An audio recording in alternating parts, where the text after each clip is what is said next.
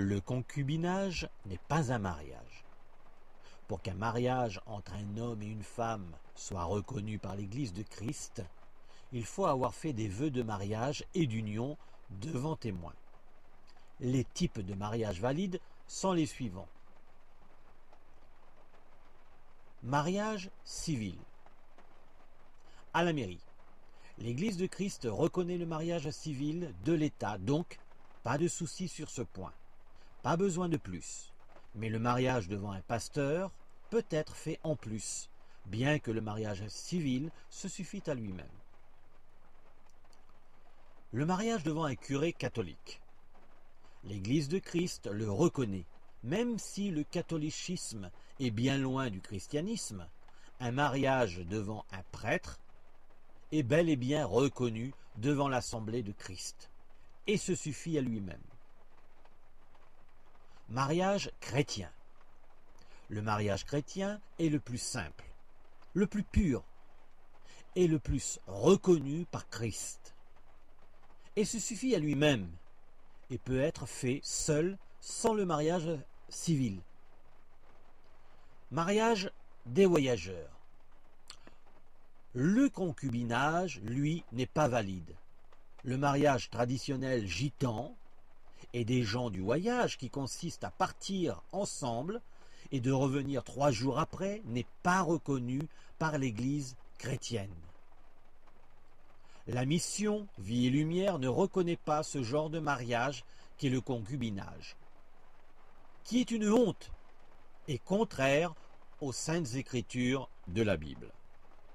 Et l'ensemble des églises chrétiennes ne reconnaissent pas non plus le concubinage comme étant un mariage. Vivre en couple sans être marié officiellement est un péché.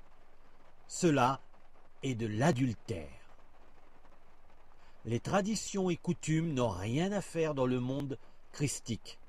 Elles appartiennent à ce monde de perdition. À tous les couples qui vivent ensemble sans être mariés officiellement, même depuis très longtemps, vous n'êtes pas mariés. Et de ce fait, libre. Vous n'avez rien à devoir à votre conjoint, car vous n'êtes rien l'un pour l'autre, puisque vous n'avez pas eu le courage de vous engager officiellement devant témoins.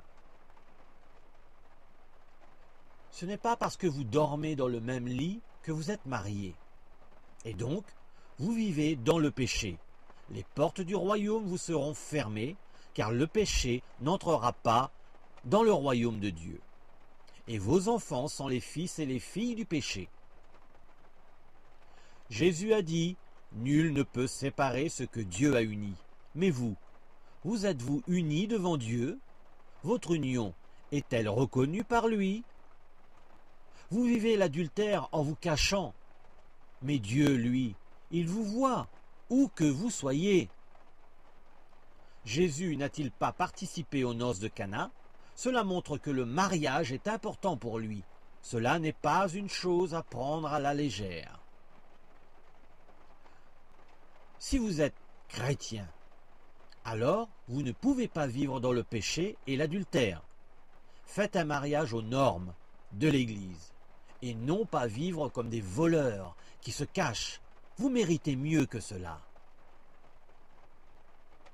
Pour les couples déjà ensemble, en concubinage, rien n'est perdu.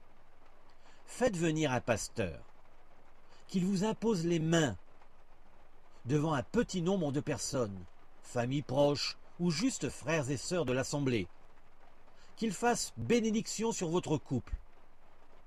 Échangez vos vœux de mariage, déclarez votre amour devant témoins, et le tour est joué. Vous serez mariés et serez lavés de vos péchés d'adultère. Plus personne ne pourra vous toucher et vous serez sous la protection de Jésus-Christ Dieu. Votre couple en sortira grandi et la paix et l'amour sera dans votre mariage. Ne vivez plus dans le péché, mariez-vous et faites des bébés. Amen.